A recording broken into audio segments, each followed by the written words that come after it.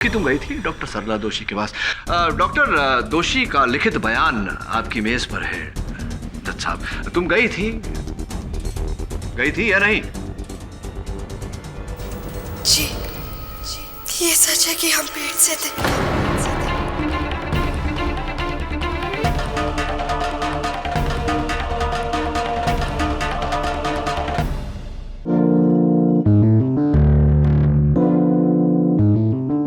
मन ने मारा है अपनी बेटी ने। आपके केसों का अंत में अंजाम क्या हुआ है? इकबाल शुरू तो वो तो इस केस में शुरू में ही हो गया। गुनहगार से गुनाह कबूल करवाऊं उससे पहले चांद प्रकाश जी से उनकी बेगुनाही कबूल करवानी होगी।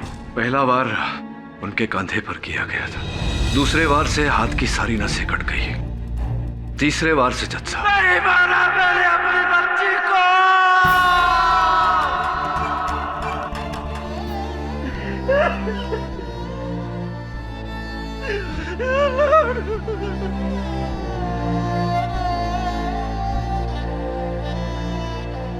चंद्र प्रकाश जी, आप बेगुनाह हैं? तो सच क्या है? ये सच है कि उस दिन मैं कुल्हाड़ी लेकर घर से निकला था अपनी बेटी को धमकाने के लिए कि अगर वो मेरे साथ नहीं लौटी तो मैं सुरेश को वहीं मार दूंगा। लेकिन रास्ते में एक मंदिर पड़ा, दुर्गा माता का मंदिर। ये वही मंदिर था जहां 21 साल पहले मैंने गिड़गिड़ा के मिन्नतें मांगी, तब जाकर मेरे घर पर औलाद हुई। मेरी पहली बेटी पिंकी। मैं सोच में पड़ गया कि जिस खुशी को पाने के लिए मैंने सालों झोली फैलाई उसे इतनी आसानी से लौटा दूंगा? नहीं, भगवान मुझे कभी माफ नहीं करेगा, कभी माफ नहीं करेगा। इसी उधेड़पुर में मैं मंदिर की सीढ़ियों पे बैठ गया और वही मंदिर पर बैठे बैठे मेरा जमीर जागा और मैंने इरादा बना लिया कि चाहे जो भी हो, जैसा भी हो, मैं अपनी बेटी का बसा हुआ घर उजड़ने नहीं दूंगा। पर दूसरी ओर यह भी ख्याल आया कि पिंकी की इस हरकत से मेरी दोनों बेटियों का गांव में रहना दुश्वार हो जाएगा। सारी रात इसी उधेड़पुन में मैंने गुजार दी। मैंने इरादा बना लिया कि चाहे जो भी हो, जैसा भी हो, मैं अपनी बेटी का बसा हुआ घर नहीं उजड़ने दूंगा। कुल्हाड़ी को मैंने वहीं मंदिर के पीछे झाड़ियों में फेंक दिया। सुबह उठा, घर लौटने की तैयारी कर रहा था कि रास्ते में पुलिस ने थाम लिया। दरोगा जी बोले कि सुरेश और पिंकी का कत्ल हो गया है। वो खबर सुनकर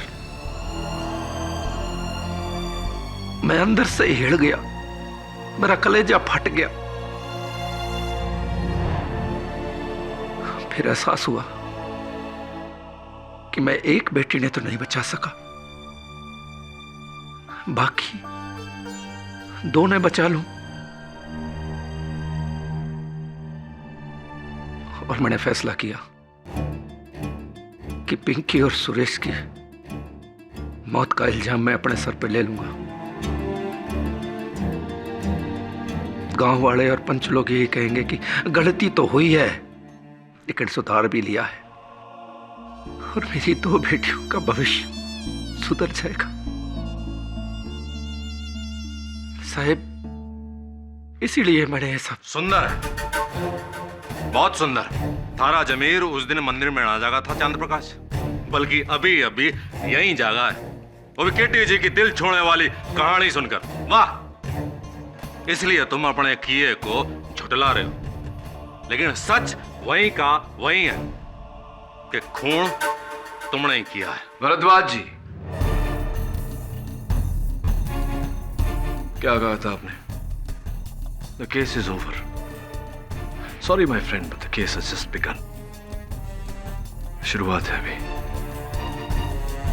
जज साहब, चांद प्रकाश जी के कथन के अनुसार इन्होंने अपनी कुल्हाड़ी माता जी के मंदिर के पीछे वाली झाड़ियों में डाली. अब कानूनन हमारा फर्ज बनता है कि उन झाड़ियों की तुरंत तलाशी ली जाए, और अगर इनकी कुल्हाड़ी वहां मिल जाती है तब तो इनका सच प्रमाणित हो जाता है. तलाशी तो होगी, लेकिन केडी तुम ये भूल रहे हो कि इस केस में चंद्र प्रकाश का कोई अपना इकलौता बयान तो है नहीं, क्योंकि उसके खिलाफ और भी कई बयान हैं. और योर ऑनर, सबसे अहम है सरपंच के बेटे सोनू का बयान, जिसने खुद अपनी आंखों से देखा है कि चांद प्रकाश ने हत्या की है. खेड़ी सर,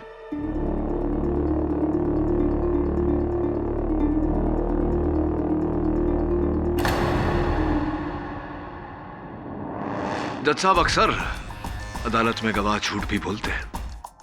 क्यों न एक बार फिर सोनू जी को कटघरे में बुलाकर उनसे पूछा जाए के अब कहना के साहब, जे चांद प्रकाश ही पलट के झूठ बोल रहा है. मैंने अपनी आंखों से घाणोरा के तबेले में इनको पिंकी और सुरेश ने मारते देखा. और दर्शक की तरह वहां खड़े रहे. उन्हें रोकने का प्रयास नहीं किया, पिंकी सुरेश को बचाने का प्रयास नहीं किया, बस खड़े खड़े देखते रहे. मैं कोई फिल्म का एक्शन हीरो ना हूँ जो बीच में कूद पड़ता, और जो बीच में कूद पड़ता तो यहाँ पिंकी सुरेश के साथ मारी मौत का भी केस लड़ा जा रहा होता. राक्षस से भी भयानक था ये उस टाइम.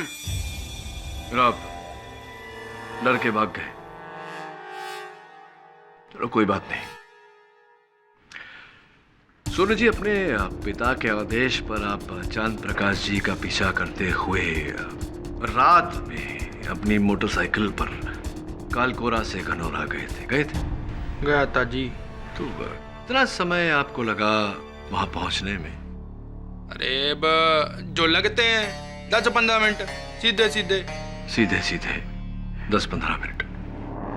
अभी अभी प्राप्त जानकारी के अनुसार सोनू जी, सीधा रास्ता कालकोरा से घनौरा जाता है. उस पर एक पुल है जिस पर मरम्मत का काम चल रहा है. मेरी जानकारी ये कहती है कि हत्या की रात उस पुल पर काम चल रहा था, जिसके कारण से वो पुल बंद था.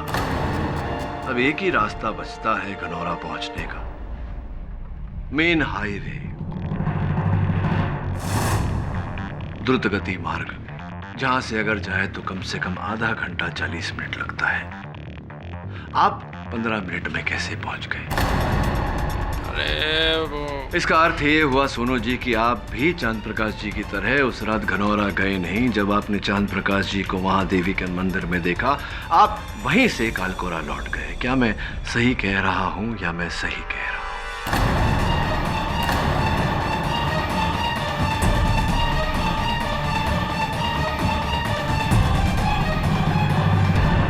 मैं सही कह रहा हूं. अब बताइए सोनू जी कि इतने सभ्य व्यक्ति के विरुद्ध आपने अदालत में झूठा बयान क्यों दिया? भाई बहुत सुंदर केडी साहब, बहुत सुंदर. आखिरकार आपने यहाँ पर अजनबी होने का सबूत दे ही दिया. भाई माना के कालकोरा से घनौरा जाने तक का पहला रास्ता है पुल का, माना, और दूसरा रास्ता, लंबा रास्ता है मेन हाईवे, ये भी माना.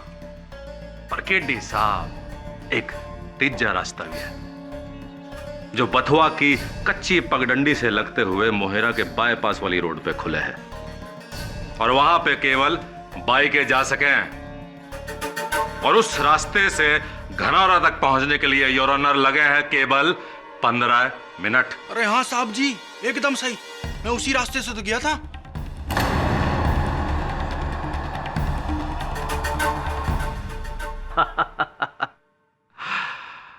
हर खबर किसी नक्शे में नहीं मिलती केडी साहब.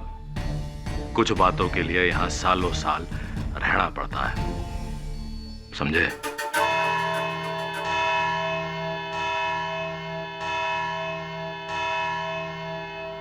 यह अदालत परसों 11 बजे तक के लिए मुलतवी की जाती है.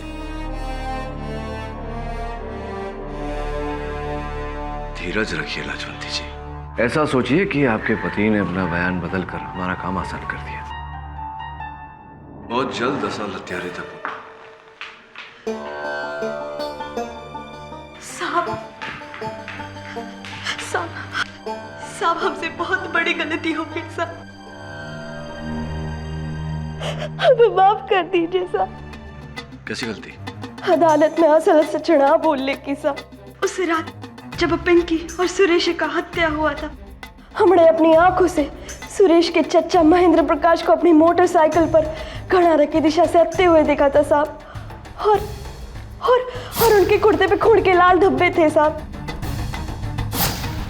तो ये बात अदालत में क्यों नहीं की तुमने? वो महेंद्र जी ने हमें बुरी तरह से धमकाया था कि अगर ये बात हमने अदालत में बोल दी तो जो हाल पिंकी का हुआ है वो भी हमारे साथ होगा। पूरे गांव में सुरेश और पिंकी के रिश्ते के खिलाफ अगर कोई था तो वो था महेंद्र सिंह। हमारे घर आकर 4 बार हमें धमकी भी देकर गया। तब तो खून महेंद्र सिंह ने किया होगा। तुम अदालत में बयान दोगी? वो हमारी जान ले लेगा साहब। नहीं साहब। कितने समय से पिंकी तुम्हारी सहेली थी? 4 साल की उम्र से साहब। अक्सर पारिवारिक रिश्तों से दोस्ती का रिश्ता बड़ा होता है। जरा सोचो, अगर तुम्हारी जगह पिंकी होती तो क्या बयान देती? वो भी जरूर गवाही देती साहब, वो जरूर गवाही देती। वरुण, जा घर छोड़ा। Be careful. जी सर। कल बयान देना है अदालत में।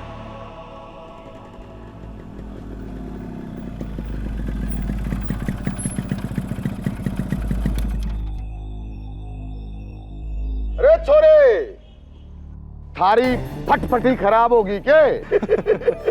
ये हरियाणा का तेल से ना चलेगा। भी तो बाइक की बिगड़ी है बिट्टा। जे हम बिगड़ गए ना तो तेरी और तेरे उस केडी की बिगड़ी कोई ना बना सकेगा। समझा दीजो अपने उस वकील ने।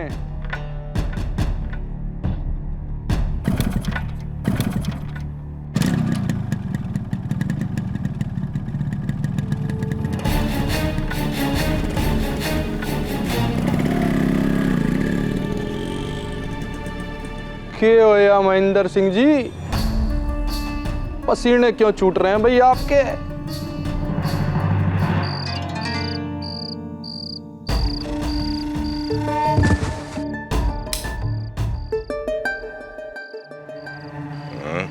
दरवाजे पर कोई है जी, देखिए ना।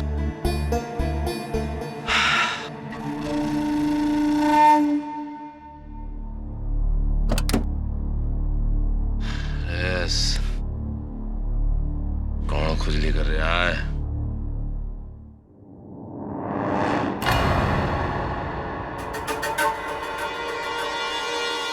ओके। आपको पूरा विश्वास है कि जो छींटे आपने महेंद्र सिंह जी की कमीज पर देखे थे वो खून के छींटे थे?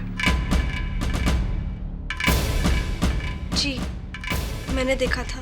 मैंने जब इसे कल इस लौंडे के साथ देखा था तभी समझ गया था कि ये कोर्ट में जहर उगलेगी।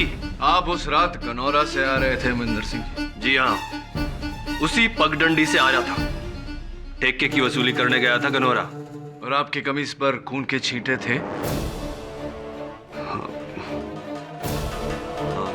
हाँ थे। अरे वकील साहब कुछ बोलो ना। घबरावे मत महेंद्र प्रकाश, मैं कहना नहीं यही हूं। ये कमीज वही है जो उस रात महेंद्र प्रकाश ने पहनी थी।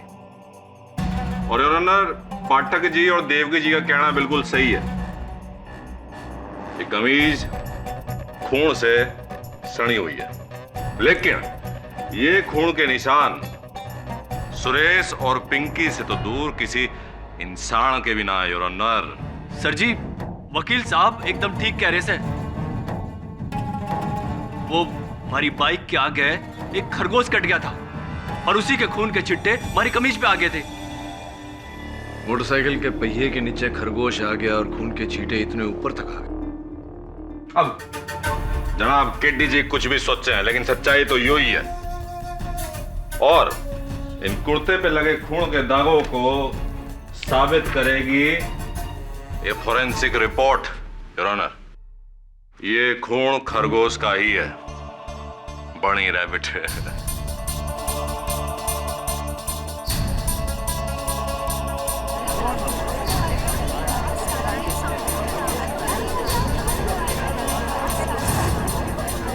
Order order. जज साहब, मुझे संदेह है कि कमीज को बदल दिया गया है, इसलिए मैं देवकी को एक बार फिर कटघरे में बुलाना चाहूंगा। इजाजत है। देवकी, ध्यान से देखकर बताओ कि क्या ये वही कमीज है जो उस रात महेंद्र सिंह जी ने पहनी थी या कोई दूसरा? जी, हम ठीक से नहीं कह सकते, शायद यही है या फिर। योर ऑनर, शायद वायद की कोई गुंजाइश ही ना है। सीधा साधा वही कमीज है बस। महेंद्र जी, अगर ये कुर्ता वही है और इस पर खरगोश का खून लगा हुआ है, तो फिर आपने देवकी को धमकी क्यों दी थी कि अगर अदालत में इसने कुछ कहा तो आप इसका वही अंत करोगे जो पिंकी का हुआ है? सर जी, बात यो है, जब गेहूं पिसता है ना तो घुन भी उसके साथ पिस जाता है। अच्छा, दुनिया जाने थी कि सुरेश और पिंकी के रिश्ते के खिलाफ सबसे ज्यादा मैं ही हूं, और ऐसे में हमारे साथ वो खरगोश वाली घटना होगी, हमारे पे उंगली उठती तो कौन हमारा यकीन करता? अरे ये तो अच्छा हुआ कि भारद्वाज जी ने हमें बता दिया था कि खून की जांच हो सकती है, वरना ये लौंडिया तो हमें अंदर करवा के रहती। और सर जी, ये लौंडिया होती कौन है हम पे उंगली उठाने वाली? चांद प्रकाश जी और कपिल के अलावा केवल ये जाने थी कि सुरेश और पिंकी किस छुपे हैं, और इसमें कोई शक ना कर रहा। इसका फैसला अदालत नहीं, पंचायत करेगी, पंचायत।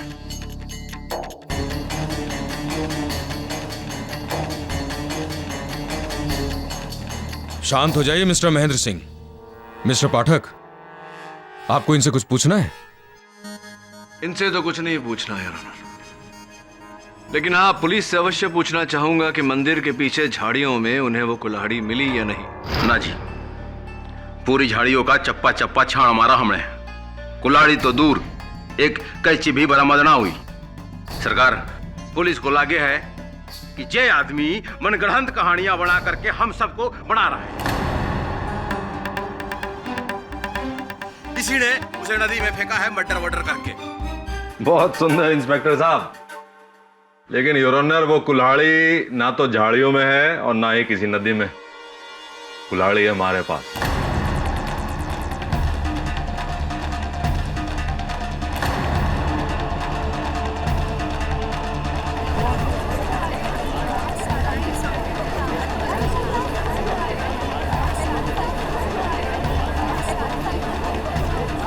Order order. के पाठक जी, हमारे पिटारे से आंखें तो नाचौड़ दिया गई। योर ऑनर, कल रात को हमारा कोई गुप्त शुभचिंतक हमारे दरवाजे के सामने एक कुल्हाड़ी छोड़ गया था। चंद्र प्रकाश जी, देखिए तो, ये कुल्हाड़ी कहीं आपकी तो ना है? जी वकील साहब। करेक्ट, क्योंकि इस कुल्हाड़ी पर जो निशान हैं वो चांद प्रकाश जी की उंगलियों के ही हैं, और इसके अलावा इसकी तेज तरार धार के ऊपर भी कुछ निशान हैं योर ऑनर, सुरेश और पिंकी के खून के निशान। वकील साहब, ये कैसे संभव है? मतलब मारोगे, काटोगे, खून ना बहेगा के? जज साहब, ऐसा भी तो हो सकता है कि इस कुल्हाड़ी को किसी ने झाड़ियों में से चुराकर उसके बाद इस पर पिंकी और सुरेश का खून लगाया हो। अरे बहुत सुंदर केडी साहब, बहुत सुंदर। मौके के 10 दिन बाद वो खून आएगा कहां से? वो खून 10 दिन में सूखना गया होगा। और वैसे भी योर ऑनर, रिपोर्ट के अनुसार इस कुल्हाड़ी पर जो खून मिला है वो उसी दिन का है जिस दिन कत्ल हुआ था। अब बोलिए पाठक जी, अब तो कुल्हाड़ी का खून भी चीख चीख के बोल रहा है कि ससुर का कातिल कौन है।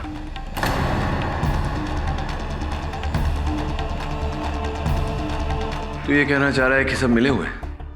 जी, सोनू, महेंद्र प्रकाश, सरपंच, इन सबकी मिलीभगत लगती है। और अब चांद प्रकाश की कुल्हाड़ी प्रोसिक्यूटर भरद्वाज को देकर यह पक्का कर रहे हैं कि उनका इस केस में कोई हाथ नहीं। प्रश्न ये उठता है कि चांद प्रकाश उनका नाम क्यों नहीं ले रहा? अपनी बेटियों के लिए? जी सर, दैट्स द रीजन। अगर ऐसा है तो एक बात तो स्पष्ट है वरुण, कि जो कुल्हाड़ी अदालत में बतौर सबूत पेश की गई है उस कुल्हाड़ी से हत्या नहीं हुई। हत्या किसी और कुल्हाड़ी से हुई है, और जब तक वो कुल्हाड़ी नहीं मिल जाती सच सामने नहीं आ सकता। भाई मारे को एक बात समझ में ना आ रही कि भारद्वाज के घर के बाहर, वो भी आधी रात को, वो कुल्हाड़ी रखी तो रखी किसने? तो मन्ने के पता, मन्ने तो सोची इस सोनू ने राखी होगी उड़ा कुल्हाड़ी। बड़े इसमें ना घसीटो महेंद्र जी, मने कुछ ना पता। अरे ऐसे क्या घूर रहे हो? लग रहा है जैसे मैंने ही खुद मारा है दोनों को। अरे तुम लोग आपस में क्यों झगड़ रहे हो? हैं? जो भी हुआ अच्छा हुआ। कानून को चांद प्रकाश की खूनी कुल्हाड़ी दे दी, वरना इल्जाम हम पंचों पे आता कि भाई जात बिरादरी के चक्कर में हमने उस छोरा छोरी को मार डाला।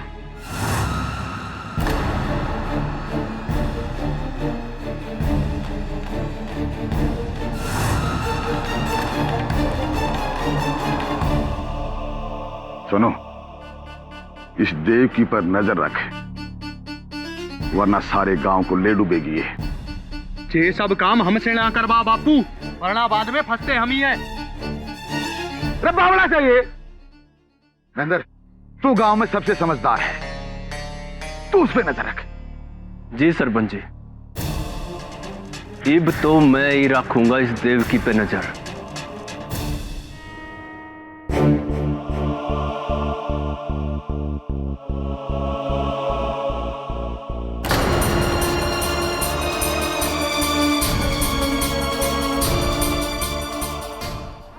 क्या अनर्थ हो रहा है हमारे साथ सरकार।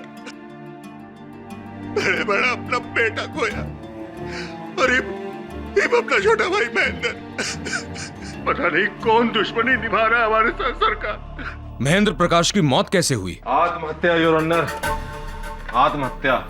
महेंद्र प्रकाश ने पुल से कूद के अपनी जान दे दी। जज साहब, ये आत्महत्या नहीं हत्या है। बहुत सुंदर है। तो आप वहां पे थे, जो आपने देखा अपनी आंखों से कि दुर्भाग्यवश नहीं था, होता तो महेंद्र प्रताप को बचा लेता।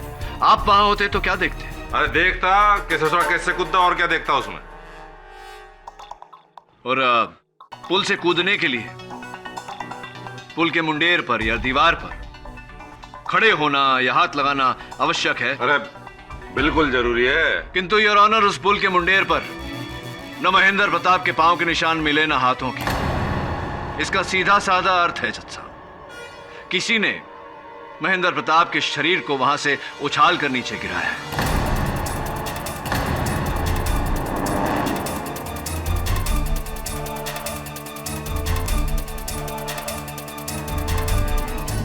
आप ठीक कह रहे हैं सरकार।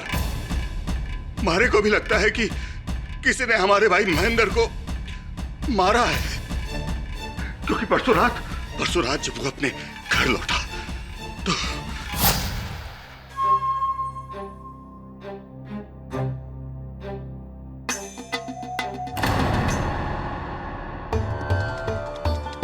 एक तो खाना मारे हलक नीचे तभी जाएगा जब मारे भतीजे सुरेश के कातिल का पर्दाफाश हो जाएगा।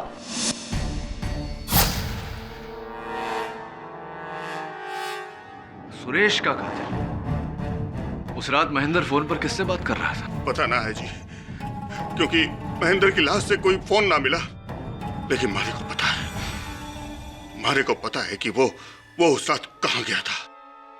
ये सरपंच जी के पास।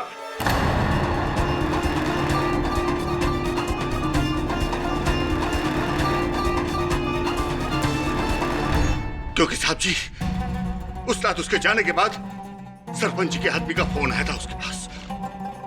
सुनिए मैं सरपंच जी, इब मैं डर गया तो लानत हमारी जिंदगी पे। साहब जी इब मैं आपको सब सच बताता हूँ। देखिए मनोहर बाबू, हमें घुमा फिरा के बात करने की आदत ना है। कट टू कट मुद्दे की बात पर आता हूं। मेरा बेटा सेन है सोनू, पिंकी से घना लाड करे से उसके साथ शादी रचाना चावस है। मैंने मना कर दिया कि भाई ऐसा ना हो उसके, लेकिन क्या करूं, बाप हूं ना। बेटे की जिद के आगे हार गया और मैंने वचन दे दिया, बेटा तेरी शादी पिंकी के साथ ही होगी। आपका जो छोरा है सुरेश, आजकल पिंकी के साथ घनी घुटरे घूं कर रहा है। उसे समझा देना कि पिंकी के साथ अपनी लव स्टोरी को इतने ही खत्म कर दे, नहीं तो हम उसे खत्म कर देंगे। सरकार, सरपंच लक्ष्मण लाल ने ही मारा है मेरे बेटे और मेरे भाई महेंद्र प्रताप को। माई बाप, ये अपने छोरे और छोटे भाई की मौत की वजह से बावड़ा हो गया है, तभी तो अनाप शनाप बोल रहा है। भला मैं अपने इस बेटे सोनू की शादी पिंकी से कैसे करवा देता? सरपंच जी, जब आपको इन दोनों की शादी नहीं करवानी थी तो फिर आपने पंडित जी से सोनू और पिंकी की कुंडली क्यों मिलवाई थी?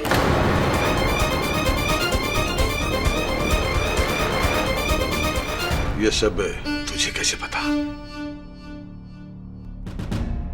पंडित की छोरी देवकी, तुझे तो मैं। छोड़िए जनानियों को, मर्दों में आई है।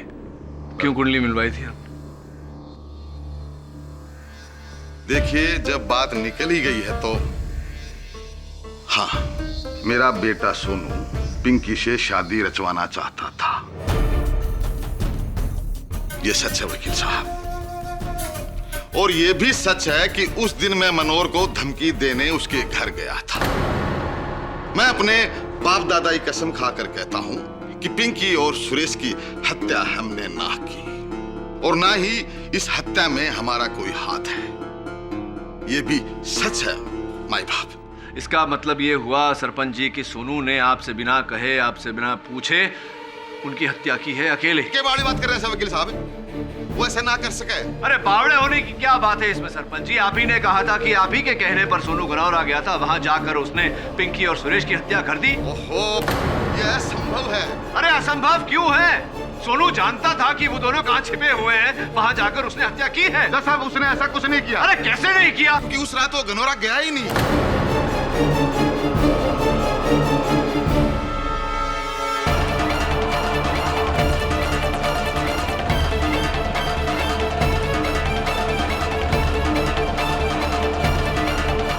अगर वो गनौरा गया नहीं था तो फिर उसने चांद प्रकाश जी को पिंकी और सुरेश की हत्या करते हुए कैसे देखा सरपंच जी?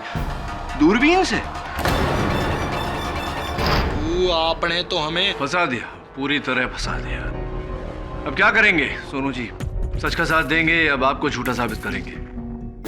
बापू सच बोल रहे हैं, हम उस रात गनौरा पहुंचे ही नहीं। तो अदालत में झूठ क्यों बोला था? ताकि जे चांद प्रकाश को पूरी तरह सजा हो जाए।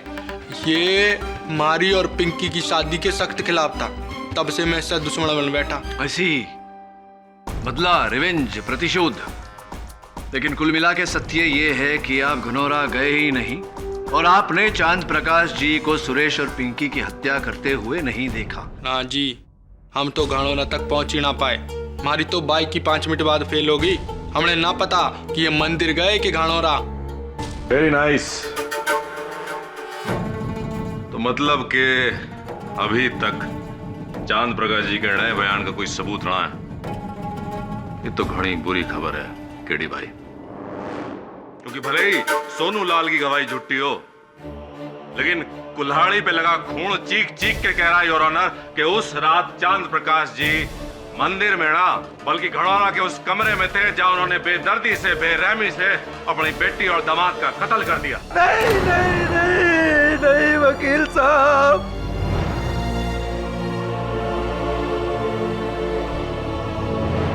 जज साहब, आप हमें किसी भी इल्जाम में, किसी भी आरोप में सूली पे चढ़ा दो, फांसी दे दो,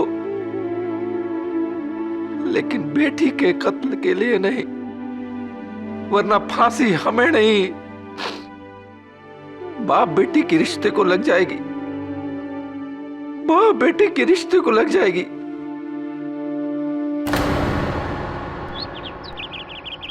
मिल गया सर, सेल कंपनी से महेंद्र प्रकाश का फोन रिकॉर्ड। मुझे लगता है मरने से पहले महेंद्र प्रकाश इसी नंबर पे बात कर रहा था। लगा जरा।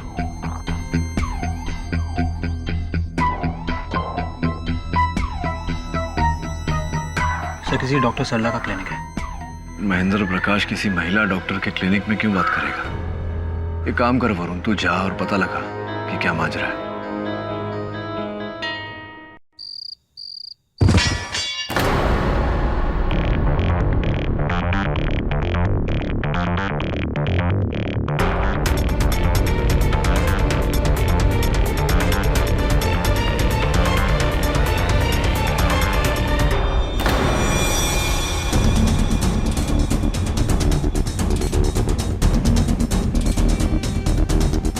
भाई वकील बाबू, हमने सुना है कि कल रात को किसी ने आपको एक कुल्हाड़ी भेजी, क्या ये सच है?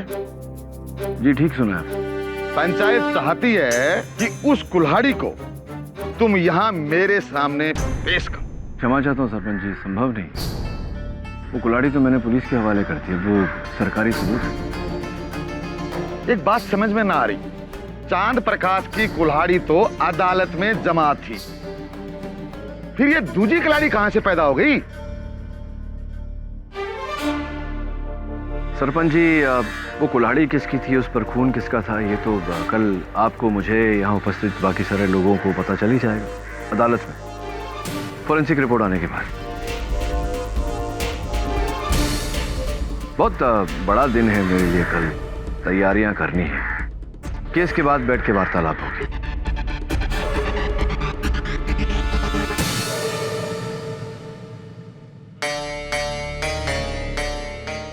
मतलब हमारी तरह ये कुल्हाड़ी आपको भी भेजी गई? जी जी, मुझे भी भेजी गई थी। अब योर ऑनर, इसकी फोरेंसिक रिपोर्ट भी आती है। खेड़ी सर, ये लीजिए, आ गई। ये लीजिए योर ऑनर।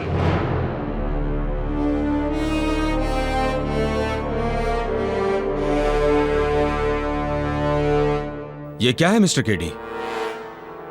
क्या हुआ था? इस पे ये खून के निशान नहीं है, ये तो कोई लाल रंग का पेंट है, और इस पे जो निशान है वो आपकी उंगलियों के हैं मिस्टर केडी पाठक। जी जी जज साहब, लाल रंग की पेंट है और जो उंगलियों के निशान हैं वो मेरे ही हैं। हम समझे नहीं। जज साहब, दरअसल मैंने ये कुल्हाड़ी जो है ये मेरे सहायक वरुण द्वारा लाजवंती जी के घर के बाहर, दरवाजे के बाहर फेंकवाया था। अरे युग क्या मतलब हुआ हा? तो फिर पुलिस रिपोर्ट करवाने का और फोरेंसिक रिपोर्ट करवाने का क्या मतलब? सबका टाइम वेस्ट। ये तो सबकी आंखों में धूल झोंकना हुआ। नहीं जज साहब, दरअसल ऐसा नहीं है। मैं अदालत की आंखों में धूल नहीं झोंकना चाह रहा था, मैं किसी और की आंखों में धूल झोंकना चाह रहा था, ताकि इस केस पर पड़े हुए धूल को मैं जरा सफा कर सकूं, ताकि सबको सब कुछ साफ नजर आए। थोड़ा सा पेचीदा है भरद्वाज जी, मैं समझाता हूँ धीरे धीरे। मैं समझाऊं उससे पहले योर ऑनर, मैं देवकी को कटघरे में बुलाने की अनुमति चाहता हूँ। इजाजत है।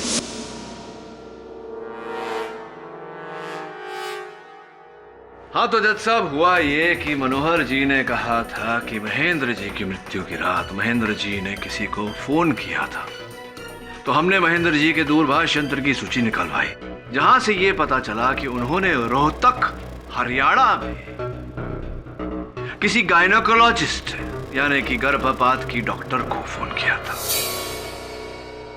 डॉक्टर सरला दोषी। डॉक्टर सरला दोषी से मिलने के बाद यह पता चला योर ऑनर कि यहां से कालकोरा से कोई लड़की उनके पास गई थी ये जानने के लिए कि वो गर्भवती हैं या नहीं। देवकी, तुम गई थी डॉक्टर सरला दोषी के पास। डॉक्टर दोषी का लिखित बयान आपकी मेज पर है, जज साहब, तुम गई थी या नहीं? जी, ये सच है कि हम पेट से थे।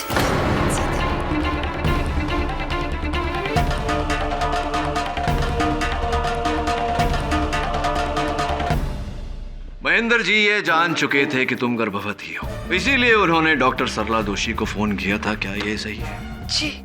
और तुम्हारे पेट में जो बच्चा पल रहा था उसके पिता सुरेश थे, क्या ये भी सही है? जी, ये भी सच है।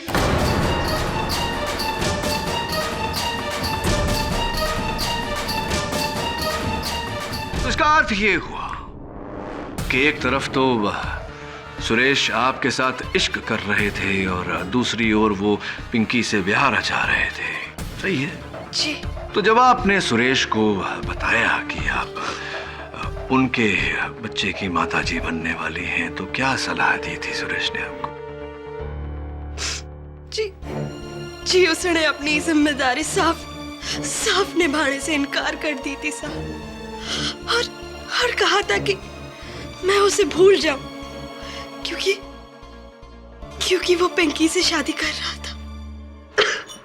देव की ये तो कोई कारण नहीं हुआ वहां जाकर उन दोनों को इतनी बेरहमी से मारने का। हत्या नहीं करनी चाहिए थी आपको उनकी। नहीं साहब, नहीं, हमने उन दोनों को नहीं मारा साहब।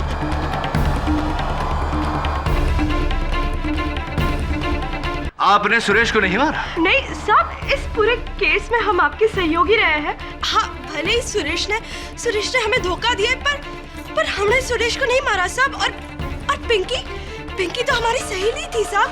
हमने उसको हम उसको क्यों मारेंगे साहब? नहीं साहब, हमने उन दोनों को नहीं मारा हमने उन दोनों को। एक मिनट। ये कलकोरा में एक पुराना विद्यालय है, उसके पीछे एक बड़ा सा पेड़ है, उस पेड़ के पीछे एक बड़ा सा पत्थर है, उस पत्थर के नीचे गड्ढा है जिसमें कुछ गड़ा हुआ है। क्या गड़ा हुआ है उस गड्ढे में? मुझे क्या पता, हम नहीं जानते इन सब के बारे में, हमें कुछ नहीं पता। अरे आपको नहीं पता, ऐसे कैसे? मन्ने कैसे पता होगा? अरे आपको पता होना चाहिए, क्योंकि कल रात को आप उसी गड्ढे में कुछ ढूंढ रही थी। क्या ढूंढ रही थी?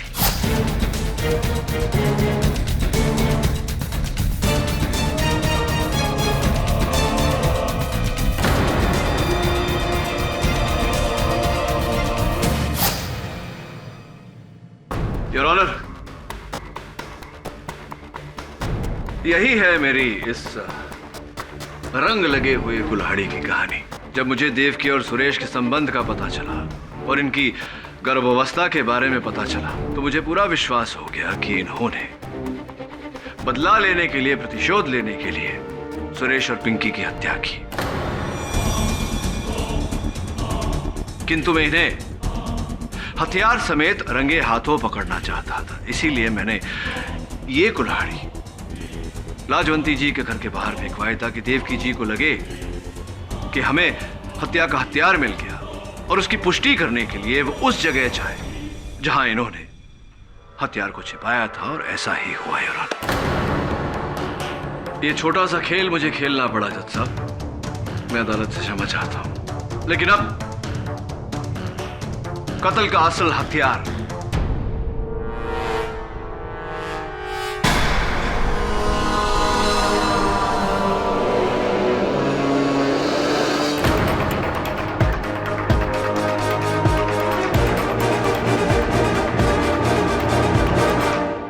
ये कुल्हाड़ी और ऑनर जो पुराने विद्यालय के पीछे, पेड़ के पीछे, पत्थर के नीचे गड्ढे से बरामद हुई। मुझे पूरा विश्वास है कि फोरेंसिक जांच भी यही कहेगी कि इस पर जो खून लगा हुआ है वो पिंकी और सुरेश का है, और इस पर देवकी की उंगलियों के निशान है। देवकी, सारे रास्ते बंद हो चुके हैं। इस कुल्हाड़ी की फोरेंसिक्स रिपोर्ट से यह स्पष्ट हो जाएगा कि यह हत्या आप ही ने की है। या तो हम फोरेंसिक्स रिपोर्ट का इंतजार कर सकते हैं, या आप इकबाल जुर्म कर सकती हैं, जैसे आपकी मर्जी। बहुत पुरानी कहावत है कि बुरी खबर सुनने और सुनाने में ज्यादा देर नहीं करनी चाहिए। क्या करना चाहेंगी देवकी जी?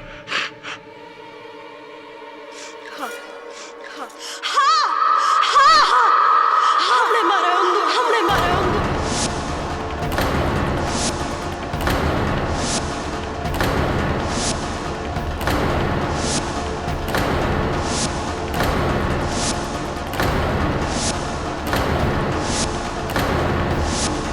हमने मारा है उन दोनों को।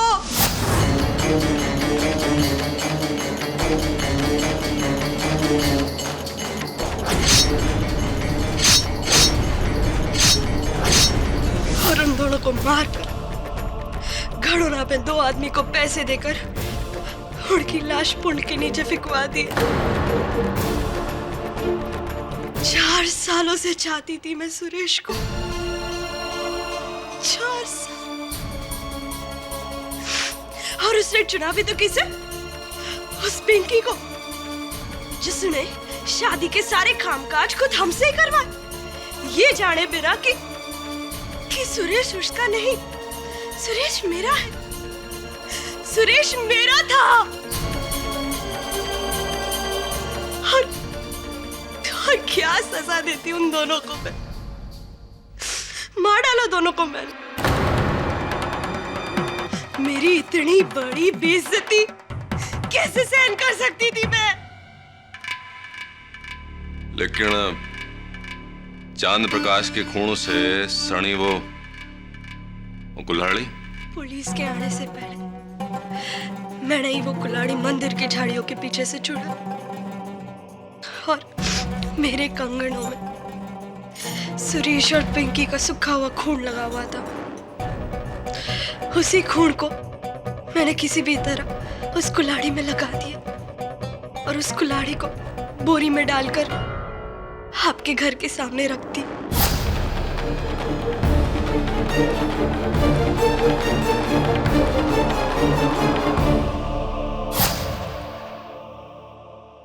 महेंद्र सिंह जी को उस रात महेंद्र प्रकाश मुझसे पुल पे मिलने आया था, ये बताने कि वो मेरे और सुरेश के बारे में सब कुछ जान चुका है।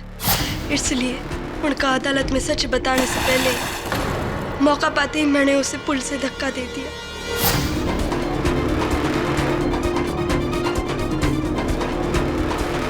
उसे भी मैंने मार डाला सुरेश के लिए। ताऊजी जैसा बाप सिर्फ अपनी बेटी की लंबी उम्र की कामना कर सकता है, उसे मार नहीं सकता। ताऊजी निर्दोष है साहब। देवकी जी, ऐसा कहा जाता है कि इश्क और जंग में सब जायज है, किंतु हत्या नहीं।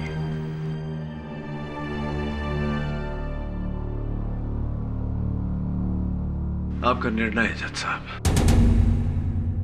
गवाहों के बयानात और हालात को मद्देनजर रखते हुए ये अदालत सूरज प्रकाश और पिंकी उर्फ पद्मिनी प्रकाश और महेंद्र सिंह के कत्ल में देवकी चंद्र को दोषी पाते हुए ताज़-ए-रात हिंद दफा 302 के तहत उम्र कैद का हुक्म सुनाती है